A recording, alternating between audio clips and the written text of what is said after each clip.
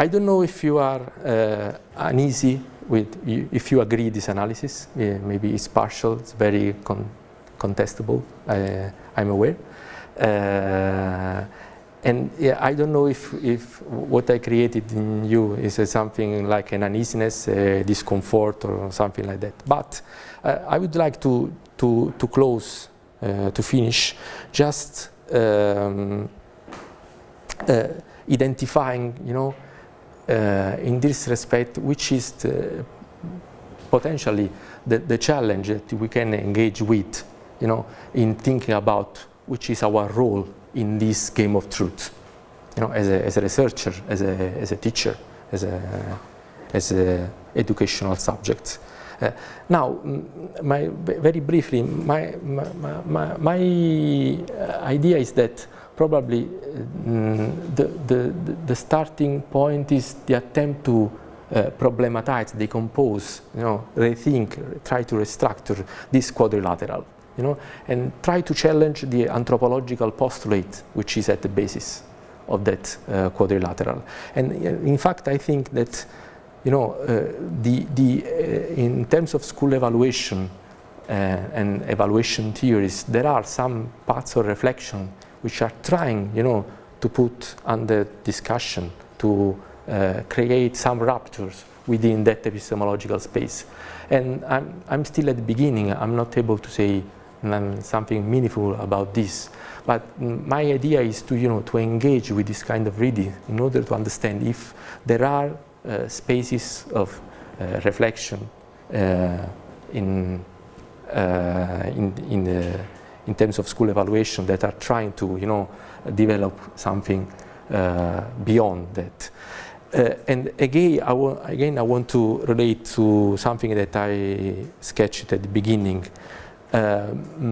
This is not an anti-humanist proposal. Yesterday, when Eric presented, the difficulties that we can face in engaging with Luhmann's theory, the issue of anti-humanism came to the fore.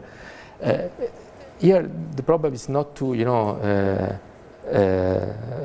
affirm that there is no agency, there is no possibility of change and something and things like that. The idea is to, to think, to start to think about school evaluation as a practice of inquiry, the mode of inquiry, which can and could be based on an attempt to historicize, the subjects and the objects of evaluation, which means, reflecting on the spaces of necessities again, and the spaces of possibility, within the singular context where evaluation is carried on, which is quite, I think, a different way to, to frame evaluation as a. This is a form of inquiry which tries to decenter the subject of evaluation, in order not to deny any possibility to act, but in the light of some epistemological ruptures. And I think here that the works from Thomas Popkewitz and Mary Brennan on a social epistemology, which looks at some things, thinkers like Foucault, is very interesting. For instance, in a very nice article from 1997, Popkewitz identifies three possible paths of reflection at the epistemological level in order to practice, some raptus in respect to the anthropological postulate that I was discussing before. And very briefly, he's saying, one of the path of reflection could be to try to rethink the spatial dimension in the practice of educational evaluation research. This is my adaptation to our focus today, focusing on the constructing of identities through the formation of social spaces. This does not mean, placing schools or people along a decontextualized historical continuum, which have only one value, scale. And this is very different from, using multiple regression in order to split, the units of evaluation in order to analyze in terms of anatomic disarticulation what is invisible and determines, the value or the outcome of a process of production.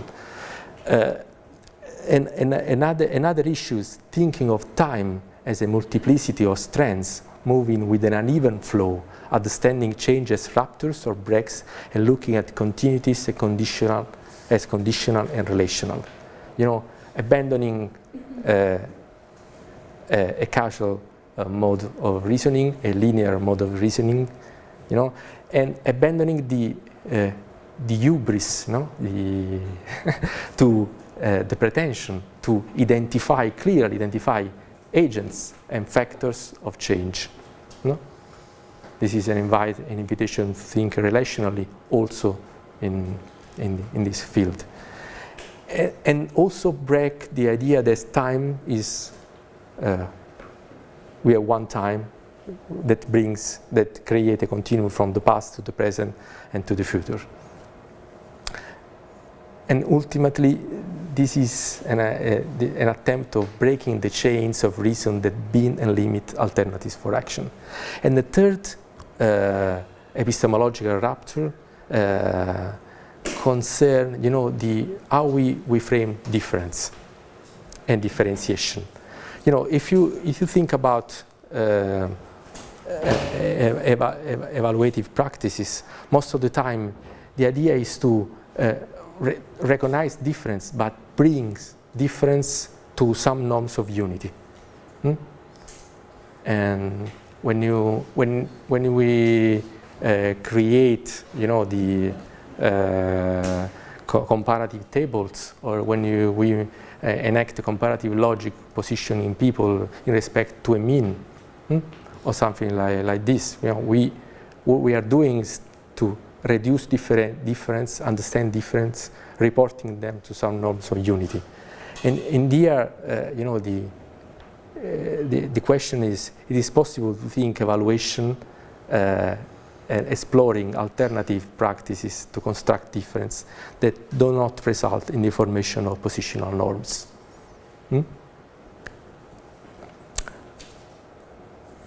Thanks for your attention.